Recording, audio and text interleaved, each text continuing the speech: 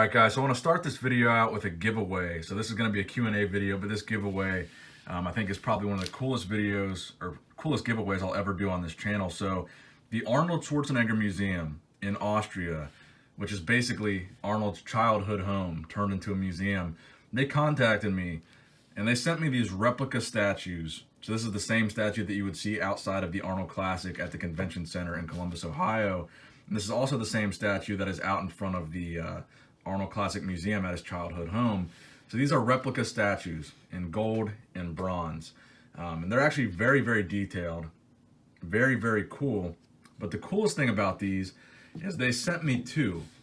So they sent me one for me and one to give away to you guys. So this video will be the giveaway for the Arnold Schwarzenegger replica statue. Now I think, again, this is probably one of the coolest giveaways I'm ever going to do because, you know, again, these are shipping from Austria. So a lot of people probably can't afford to pay the shipping or live in a country that they might not ship to. So I think this is a cool opportunity for you guys to get one of these Arnold statues. And I'll send you one of these pins as well. They sent me 3 of these. Let's see if I can get it to focus. It says Arnold Schwarzenegger Museum on the pin. So all you have to do to enter this giveaway, like the video, subscribe to my channel, and leave a comment down below on why you should win the giveaway. So very, very simple. Like, comment, and subscribe. That's all you got to do. And again, big shout out to the Arnold Schwarzenegger Museum for contacting me and sending me these. You can buy these on their website. So these are available for sale. They're pretty expensive though, but they are for sale. But if you guys want one for free, I'm giving one away on this video. I'm giving away this bronze one because I think it's the closest to actually looking like the actual statue. The actual statue in Columbus is bronze, I believe. So this looks the closest to it. And it says, of course, official Arnold Schwarzenegger Museum on the bottom. So without further ado, here is the Q&A video. Good luck on this giveaway. All right, what's going on, you guys? Nick here with Nick's on the Power. So I want to do a Q&A video based on the Q&As that you guys sent in on my Instagram page. I'm going to be going through some of the best questions and answering them in this video. Of course, we had the giveaway in the beginning of this video, so make sure you like this video. Leave a comment down below on why you think you should be the winner of one of these custom Arnold Schwarzenegger replica trophies or statues or whatever you want to call them. So that giveaway is happening on this video. So I'm going to start going through these questions here right now. So the first question is, what will you do when you hit the big 1 million subscribers? So the main thing I want to do is a pretty big giveaway. Maybe even give away my old Corvette or something like that. 1 million subscribers is a massive milestone, and that's something I think should be celebrated. You know, not celebrating myself, but celebrating you guys, and maybe the opportunity to give you guys something awesome for getting this community to 1 million. It's not going to be about me. It's going to be about us. So I think it needs to be some kind of giveaway when I hit 1 million. That needs to be how I celebrate it. It's something giving back to you guys. And then definitely a change in the content, maybe higher quality content, but less frequent content. That's something I'd like to get away from, you know, when my channel's big enough, is maybe not having to post a video every single day, but maybe being able to post a video a couple times a week or every other day, and those videos getting enough views that I wouldn't have to post one every day, but the quality could be higher when I do post a video. So that would be something I would like to do when I get to 1 million. So the next question, and this question was asked several times, did Phil Heath follow through with the lawsuit? So as you guys may remember, back in early October, there was an incident with Phil Heath. I reported on a story. Phil Heath didn't really like me reporting on that story. So as a result, he said if the video wasn't taken down, his attorneys would be contacting me, etc., etc. That was 3 months ago. I never heard anything else about it. I haven't spoken to Phil. I haven't had any contact with Phil. Or Phil's fiance or wife or whatever she is, or Phil's lawyer.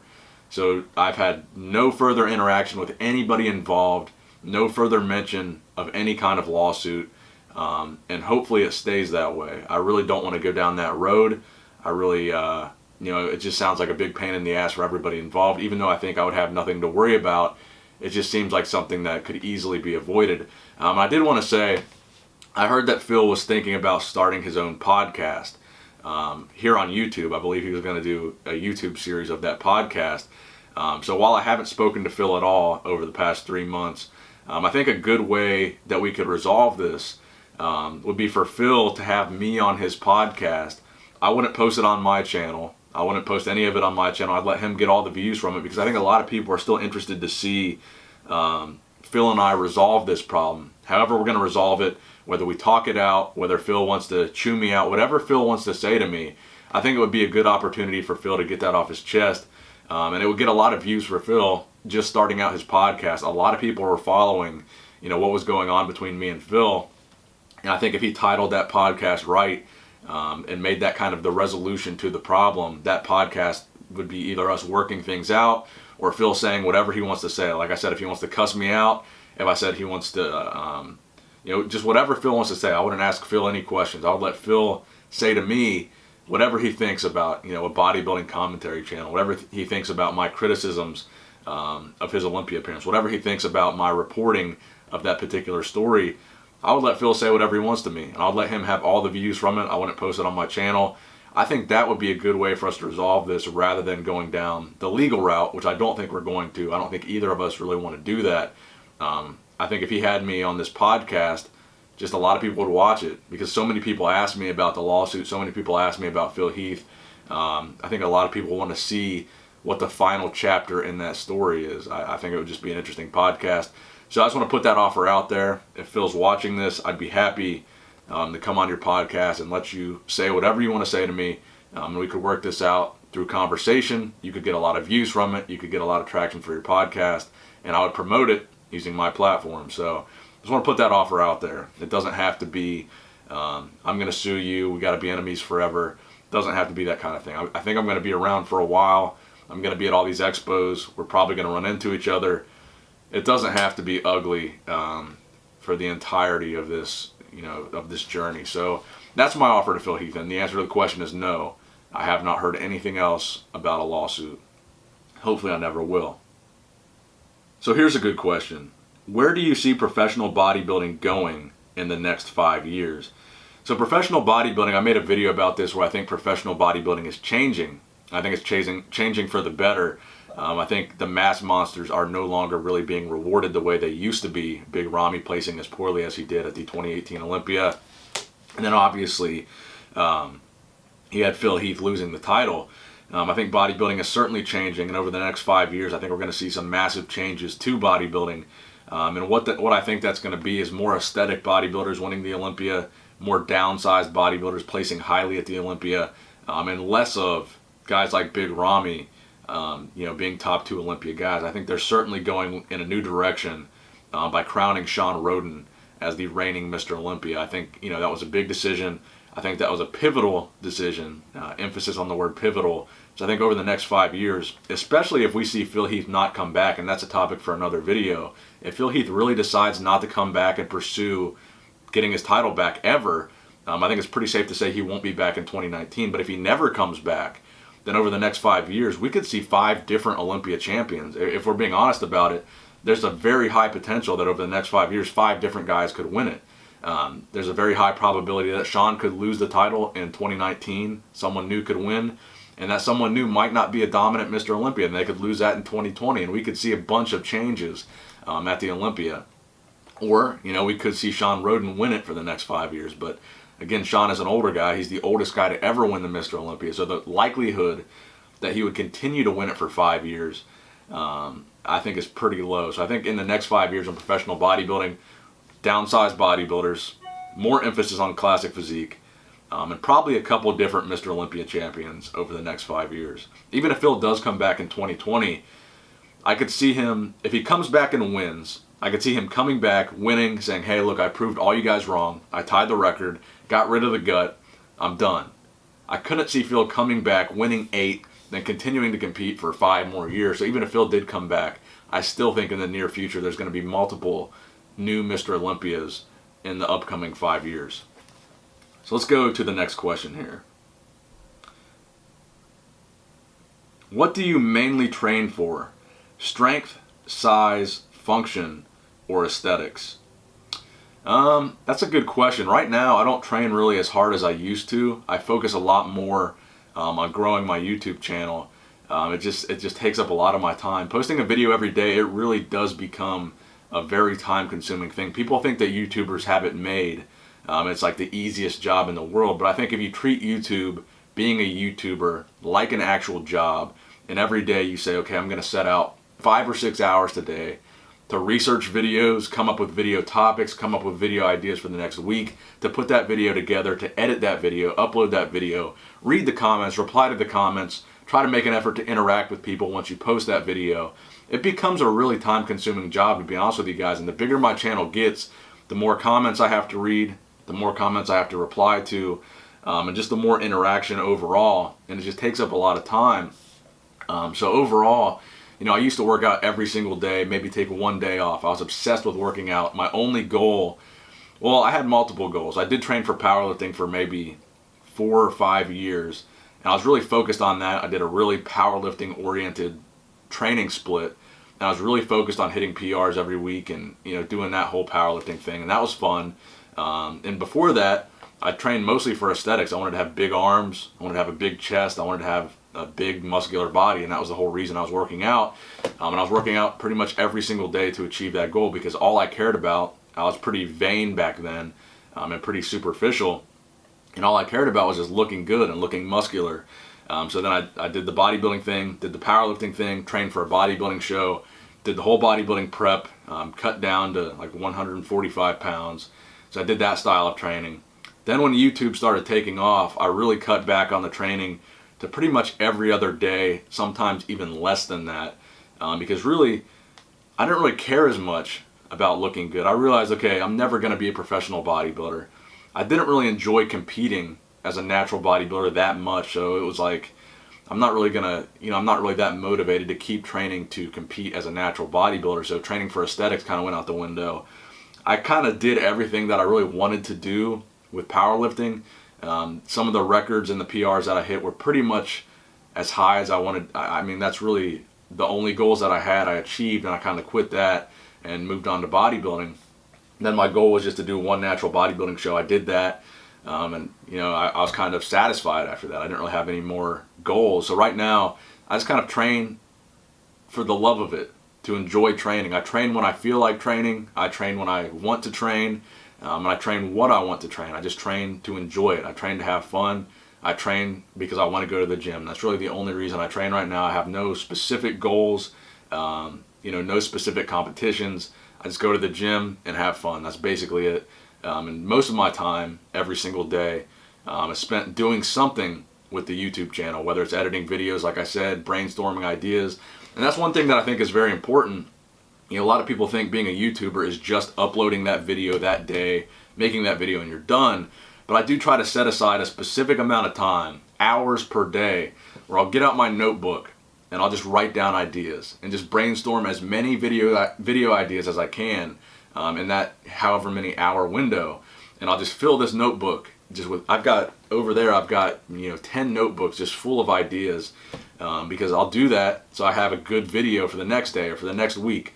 And just so I never run out of ideas. So it really is a full-time job to keep a channel of this size going, and to try to keep it creative and to come up with fresh new ideas. You guys have been seeing, you know, I've been trying a whole lot of new things lately.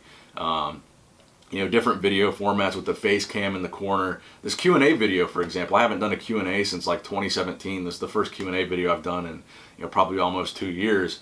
I'm just trying to switch up topics, switch up formats, and just see what people enjoy watching, to try to keep things interesting and keep things fresh, and maybe some new video ideas people don't like. I take that feedback, don't make that type of video anymore. I tried to get back into some of the pro wrestling things, the WWE topics, some of that type of stuff. Just trying to switch it up, keep it fresh for you guys, and give you guys something entertaining to watch where it's not just the same thing every single day. I do the longer format videos, the news videos, where I do multiple different topics. And then I still do the shorter videos, or just one brief, maybe news update or a history video. And I really spend a lot of time trying to keep a balance of different types of videos for you guys to just keep you guys interested. And that's why I don't train as hard as I used to. Is I focus a lot on trying to keep this channel going, and not so much anymore on trying to look good myself. So that's the answer to your question for what type of training I do. Are you into girls, guys, or both? I'm into girls, not both. What do you love or hate the most about competing in bodybuilding. The thing I loved the most was getting lean. I loved to see that I was able to transform my body just through my own knowledge of training and diet and cardio, just to watch your body undergo that transformation just by your own hands. This is something that you're taking your knowledge and you're physically making your body change through that knowledge. I think that's the best part about competing is, number one, you've got this deadline. You've got to look good by this deadline. So you've really got to structure the way that you're doing this diet, and you really got to meet that deadline. So you have a goal. You have a way that your physique that you want your physique to look. So it's not just dieting for a couple weeks, losing a couple pounds, and not having an end game in mind. With competing, you have a specific date, a specific goal. You got to meet that deadline. So you're really motivated to actually diet and get to that point. And I think that's the benefit of competing is, nobody wants to step on a bodybuilding stage that day and be out of shape or be fat. So it gives you a really extra drive and motivation to meet that goal. So it's different than regular dieting because, well, you go to the extreme. So you go past regular dieting, you go past just getting lean, and you get show ready lean. As Chris Jones would say, show ready and hoe ready are two different things. So just having abs would be hoe ready, then having abs, veins, striations, feathers, that's show ready. So the best thing about competing is it gives you that drive to actually meet your goal and get lean. Then you get to watch your body transform. I think that's a very cool part. And then my least favorite thing that I hate the most would also be getting lean.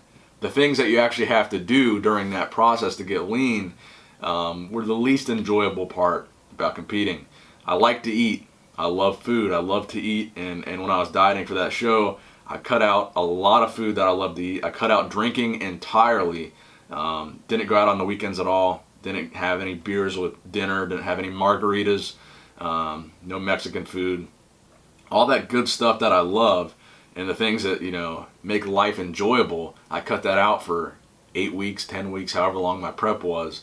That was the least enjoyable part about it because honestly, I love to train. I love the bodybuilding lifestyle. I love natural bodybuilding from the standpoint of just going to the gym, watching your body transform without taking drugs to do that. I think it's just a really a fun way to live. But the dieting part of things I don't really enjoy as much. I think it's just kind of when you take it to the extreme, it's really just not enjoyable.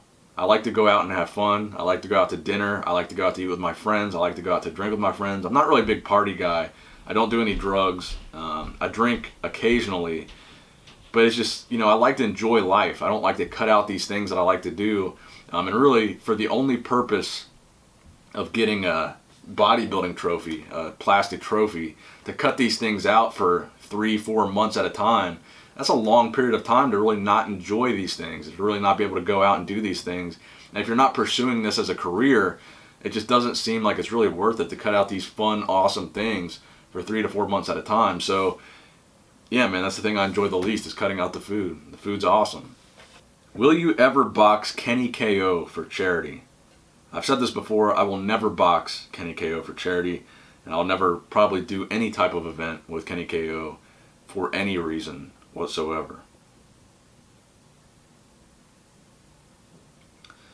Here's a good question. What do you think it would take for Greene to accept an invitation to compete at the Olympia? It would take a lot. I think Greene is going to need a lot of convincing to actually do the Olympia. I think he wants to do it deep down, but again, we've said this many times, we've had this discussion a million times over. I think that has a problem with the powers that be. I think he thinks he's never going to win the Olympia. I think it's rigged. I think he thinks it's rigged against him. And I think they would have to have maybe a complete overhaul in who's running and promoting the Olympia, and a bunch of new people to come in that wouldn't necessarily have these prejudices against, because I think the old guard and the old group of people that were promoting and representing the Olympia, those are the people that had a problem with. So I think if we brought in a whole new staff, just a whole new group of people, then that would make things a little bit more amicable for to maybe have a discussion to where he would compete at the Olympia, something like that. I don't think it's money related. I don't think wants them to pay him to compete. I think it's mostly ego related and maybe a little bit of conspiracy theory related, if that makes sense. So for me, I think if they invited him to compete at the Olympia, it would have to be an entirely new group of people doing that invitation. Personally, at this point, do I think he will compete at the 2019 Olympia? It's just a coin toss, man. Who knows at this point? He's kind of suggested it, but then in the past he has this track record of hinting at things and never following through, so it's really just tough to say. What made you decide to only stick with natural bodybuilding? That's a really good question. Well, for one, I had that issue with my heart a year or 2 years ago, maybe by this point actually. I had those really bad heart palpitations from taking pre-workout, and that was really a definitive point for me where I decided I would never take gear, just because the feeling that I hadn't ever taken gear and my heart was having these problems, that was scary enough. And thinking about the side effects that you can get from taking steroids and taking gear, particularly on your heart, it just made me it cemented that idea in the back of my mind that it would be a horrible idea for me to ever do that. And this scary feeling that I had from, possibly just taking pre-workouts could be, magnified by 10 or even fatal if I were taking steroids. I mean, we've seen that with Dallas McCarver, even though Dallas McCarver was a very extreme example from a size standpoint. Just overall, the side effects to me, the short answer would be, were just not worth it to me to ever put that in my body. Even before I had the heart issues, I just knew the side effects of steroids, and I just never really wanted to do that to myself. I always enjoyed working out, but I never really cared that much about being big that I would put something like that in my body just to get bigger or just to have big muscles. It just never really mattered to me that much. Again, this isn't my career. Professional bodybuilding isn't my career.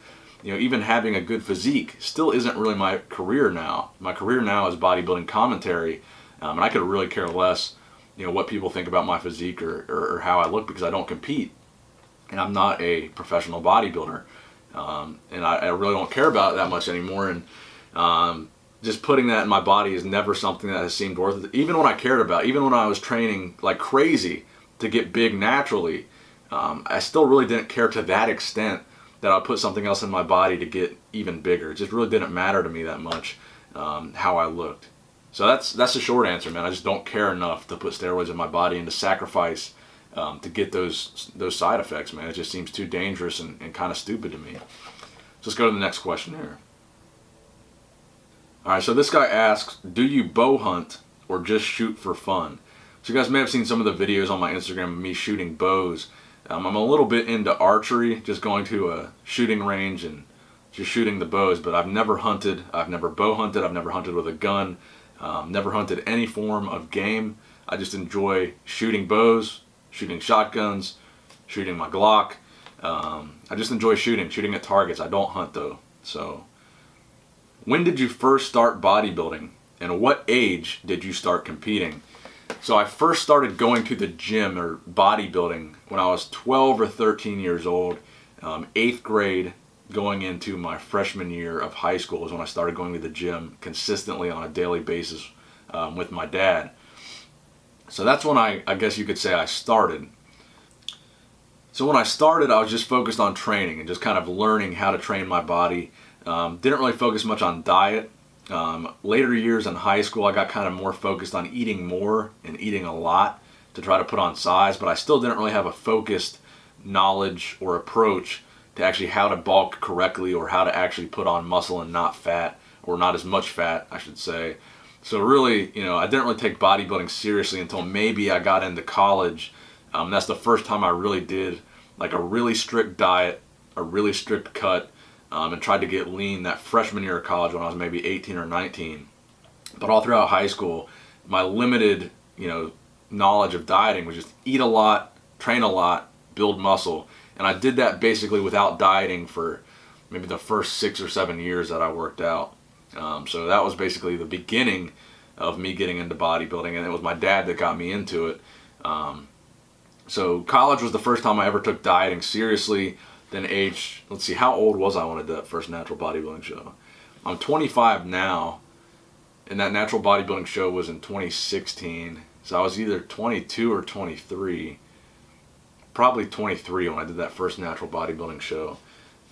Yeah, so I would say 23. So 23 was the first show I did and the last show I did. I don't know if I will ever do another one. A lot of people ask that in the questions. I would like to do another one just because, you know, so many of my friends compete in natural bodybuilding. It'd be fun just to do it with them, just to prep with them and do the same show as them. Not really so much to win a show or to get a trophy, but just for the experience of doing it with my friends, because so many of my friends compete in natural bodybuilding. It'd just be fun. But other than that, I really don't have that much motivation to compete anymore, because I don't really care much for the trophies, and I'm really kind of I've reached a point where I just don't care about proving my, you know, I've reached a point of acceptance with my physique where I don't care as much about proving to other people my physique's better than yours on stage, or your physique's better than mine on stage. I just don't really care as much anymore, is the thing. I would compete for fun, not really to compete because I'm competitive, if that makes sense. Here's a good question. Who do you think has the highest chance of upsetting Shawn Rhoden from winning that second Olympia title? So I'd say the person that has the best bet right now, if Phil Heath doesn't come back in 2019, would be Rolly Winkler. I think Rolly Winkler right now would be the favorite for anybody that would win the Olympia besides Shawn. I think Rolly's on an upward trajectory, placing very highly, winning crazy big shows. His physique is looking the best it's ever looked. Obviously, he took third at this year's Olympia. If anyone would beat Shawn right now, I think it would be Rolly. I think Rolly has the best shot of beating Shawn, to be honest with you guys. So if anyone beats Shawn, I think it would be Rolly. So this guy asks, did you consider joining a fraternity while going to school? I did, and I actually rushed my freshman year, and I ended up just quitting the rush because the fraternities just seemed too douchey. I mean, nothing against anybody that's in a fraternity, but the particular school that I went to NKU, they just seemed kind of lame. It just didn't really seem like something that appealed to me. Greek life, you know, I don't mean any offense to anybody that's in a fraternity, but to me, when I was a freshman in college, it just seemed like people were kind of paying to have a group of friends in college, is what it seemed like to me. And, you know, by the time I rushed, I already had a good group of friends in my dorm room that lived on the same floor as me. I had a good friend group, and I just didn't really see the point in joining a fraternity. And I don't know, man. I did try to. I rushed, and I just decided it's not for me, and I quit. The fraternity I was going to join, I believe, was called Pike. So you guys might know what that is.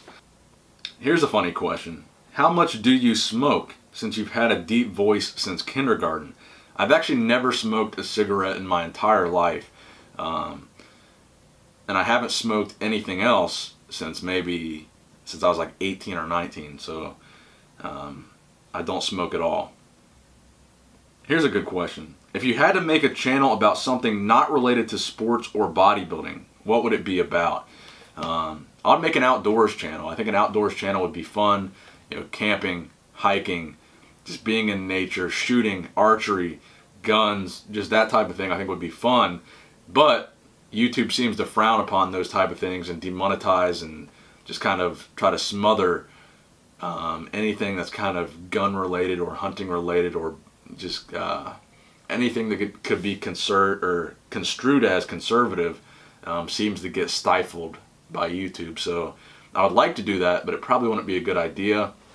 I also do have the vlog channel, Nick Strengthen Vlogs, if you guys want to subscribe to that. I haven't posted anything on there yet, but at some point I'm going to start vlogging on there. I've said many times on this channel that I think vlogging is kind of an oversaturated market, and I will never turn this channel into a vlogging channel because I don't think that's what you guys want. That's not what you guys came here for. But at the same time, excuse me, I see a lot of comments of people asking me to post vlogs, but maybe very infrequently, maybe just once a month, just to see what I'm doing or see what I'm up to.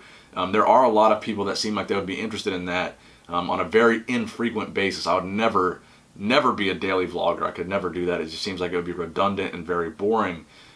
So this guy asks, what do you think about steroids in teen bodybuilding categories? So first and foremost, I'm not entirely against gear use. I'm against it for myself, but for people that want to take that risk and that want to do it, I think that's their choice. I think if they want to go down that road, it's not my place to criticize them for that.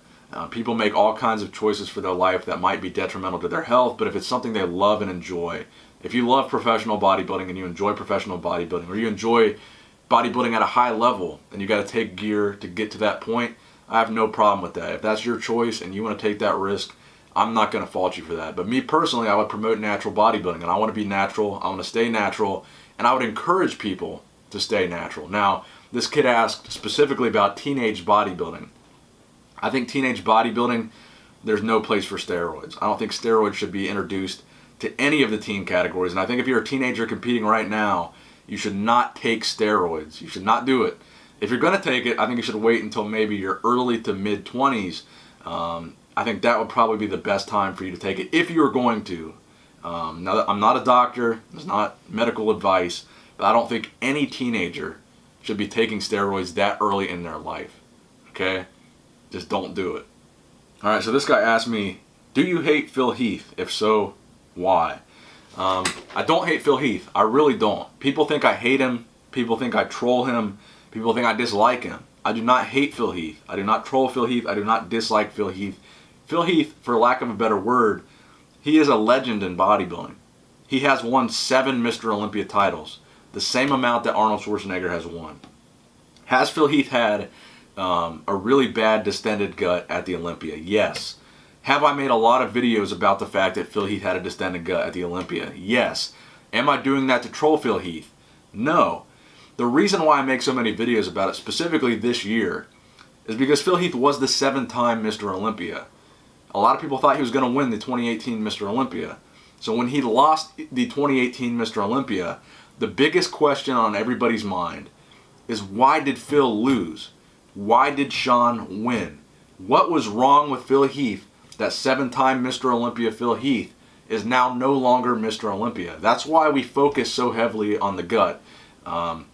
And I do think calling it a bubble gut was a little bit disrespectful. I do think calling him pregnant is also disrespectful. And I try not to say those things in my videos. But I do think the distended gut was there. There's no argument about it. His gut was distended. Whatever the reasoning for it was, whether it was torn incisions, the hernia thing, whatever caused that to happen, it was there. I think it's pretty much undeniable. So we make videos about it, and I've said this in a previous video. We make so many videos about it not because we want Phil to have this problem, not because we want Phil to do poorly, but because we want Phil to recognize this problem. We want Phil to acknowledge that he did have this gut, because in years past, Phil kind of acts like he doesn't agree with this. He kind of acts like there was no problem. He kind of acts like there was no midsection issue.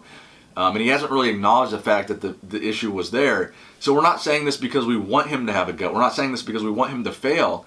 We want him to realize, okay, this is the problem. This is what I need to take care of. This is what I need to fix. You know, all these fans are saying that. It's not just me. If my channel weren't even here, the fans would still have noticed. The fans would still have been making these comments on his Instagram post. The fans would still be saying, Phil Heath had a gut, Mr. Pregnancy 2018. They would still be saying these comments because it was there. The fans noticed it, and Phil just kind of seems to be in denial about it. And again, it's not because we hate Phil. It's not because we dislike Phil. We want Phil to see that this is a problem. This is the problem, and we don't want it to be rewarded because we think it's a problem. And this year it wasn't rewarded, so we made a lot of videos about the fact that it wasn't. So no, I do not hate Phil Heath. I never will. Here's another good question. What's the longest you've went without going to the gym or training? I think since I was 13 or whenever I started, I don't think I've ever gone longer than a week without working out. I don't think I've ever gone any longer than that. I've never really had any major injuries that kept me out of the gym. I've never really had any vacations or anything that kept me out of the gym. Everywhere I've ever went on vacation has had some kind of gym where I could work out at. I don't think I've ever gone longer than a week since I've started working out. This week actually has been kind of a shitty week for working out because obviously it's been Christmas, the holiday week. I don't think I've worked out since Sunday. Today's Wednesday, right? Yeah. I don't think I've worked out since Sunday, but it's the holidays, man. What can I say? All right, here's another good question. What's motivated you to keep going if you've had tough times on social media? So a lot of, really, this is going to sound corny, but really what motivates me is you guys. If there's a day where I don't post a video, I'll get so many messages and comments. Number one, asking if I'm okay, if I'm all right. And number two, asking where the video is. So one of the things that really keeps me motivated is how many people out there are expecting to see a video from me every single day. They're expecting something to watch from me every single day because they like it, because they enjoy it, because they like hearing what I have to say. And that's the best part about having this platform, is that people really enjoy listening to what I have to say, and I really enjoy giving them content to listen to. So that's one of my biggest motivations, is giving you guys something to watch because you guys want to watch it. Having this number of subscribers, let's see, 624.30 right now, that many people following me, that many people wanting to hear what I have to say, even if a percentage of these people only follow me because they hate me, the majority, the vast majority of these people follow me because they want to hear what I have to say. They want to see my content. They want to see my videos. So what keeps me motivated is to give those people content. You know, I haven't really had any tough times. I think the bigger any channel gets, you're going to have haters pop up, detractors pop up. It's really, you know, it's not optional. It's not something that you can't have a successful YouTube channel without having some people dislike you. Once you get to a certain number, you can't please everybody. Not everybody is going to like your content. Once you get to a certain number of people that you reach, you know, 624,000 people, not all 624,000 are going to like what you have to say. Not all 624,000 are going to like you. It's just statistically not possible. So you really just got to ignore anybody that's a detractor or a hater and just not let it get to you. To me, a lot of people get in these arguments and YouTube beef, and they argue with other YouTubers and they argue with other people online. And to me, YouTube isn't real life. If someone says something negative about you on YouTube, it doesn't affect me. I don't care. It's not something that I bring into my real life or I think about in my real life. And you got to view YouTube as that. I view YouTube as a job, and I view other people on YouTube as people that I'm never going to see in real life, as people that don't matter. Not that they don't matter, but to my real life, they don't. YouTube is kind of it's an interesting platform because anybody can say whatever they want. Whatever they want. They can say whatever they want about you. And really, there's no repercussions for what they say. And on one hand, that might annoy a lot of people, and that might bother a lot of people and piss a lot of people off. But the reason it doesn't bother me is because that's what makes YouTube so great. While people, you know, might have stupid opinions or opinions that I think are stupid, and they get on and they can make videos giving their opinions, that's the beautiful thing about YouTube, is that anybody can say whatever they want about whoever they want. And that's what makes YouTube work. So even if someone is saying something negative about you, you can't complain, because that's what YouTube is all about. People can say whatever they want. This is an open platform, free speech, and that's the beauty of it. And that's why I don't argue with anybody, you know, that says something negative about me or even comments something negative about me, because I don't care. And it's their right to say that negative thing. I'm not going to complain about someone saying something negative about me, because that's what this whole platform is about. If they don't like me, it's their right to say it. It's a beautiful thing. And if I don't like someone, it's my right to say it. So, you know, I will never complain about someone making a negative video about me or giving me a hard time on social media, because it just doesn't matter. How old were you when you benched 225 pounds for the first time? I think I was 16 or 17 the first time that I ever benched 225. Have you ever had any injuries while bodybuilding? If so, how did you deal with it? I had shoulder impingement on this shoulder, and I took months off from training chest or upper body. I still trained, but I took a very long period off of training upper body altogether. Any pushing movements I took off, and I did a lot of the rehab exercises with like a 5-pound plate, just kind of external and internal rotation to kind of try to strengthen that area and overcome that impingement. And that was probably the only major injury I really had. I kind of had what I thought was a herniated disc in my lower back from deadlifting.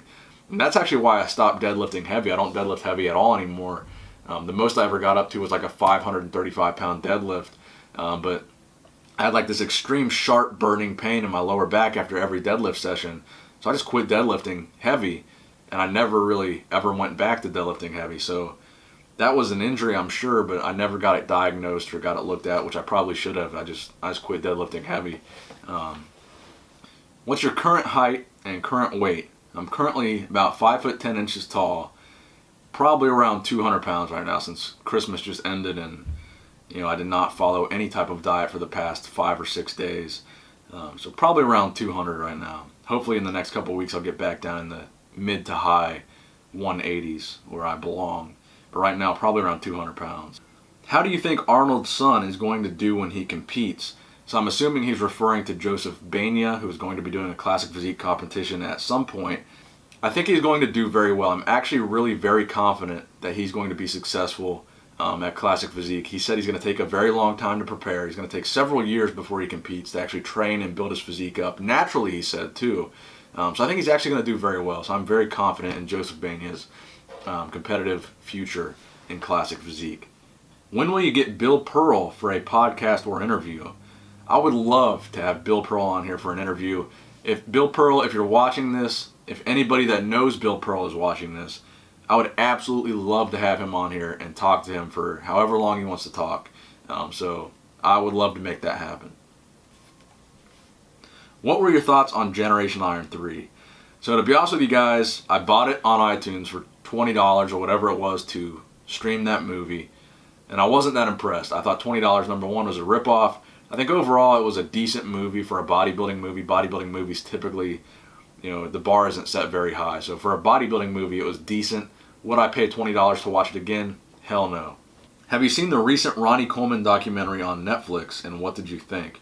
I have, and that was also by Generation Iron. I thought that was actually a fantastic documentary, so shout out to Generation Iron, even though I didn't like Generation Iron 3 as much as I thought I would. The Ronnie Coleman documentary was very, very good. I really enjoyed that, and the thing I want to say about that is there's a lot of friends of mine, even family of mine, that don't follow bodybuilding. They don't even work out, really. And they've seen that Ronnie Coleman documentary on Netflix because it got such a broad reach and it got so much popularity on Netflix. And they've talked to me about it. They're like, hey, you know who Ronnie Coleman is? You're into bodybuilding. You got the bodybuilding channel. I saw that Ronnie Coleman documentary on Netflix. That guy was a beast, and it's sad what happened to him. So I do want to say that I think that Ronnie Coleman documentary reached a very, very broad demographic that a bodybuilding video on YouTube or a typical bodybuilding movie would not normally reach. So I thought that was kind of impressive. Alright, so I'm going to answer one more question, and this will be the final question. What's the biggest your arms have been? So at the fattest I ever was, or the biggest I ever was, I was 226 pounds at about 5 foot 10 inches tall. And at that point, my arms measured over 19 inches, but it was a lot of fat. When I'm lean, relatively lean and not just completely fat as hell, 18. It's probably the biggest they were at a relatively lean body weight, 18 inches. Right now, probably high 17s, maybe 18 right now. I'll have to measure them and do a video. So that's the final question, guys. Don't forget to enter the giveaway for these beautiful Arnold Schwarzenegger statues.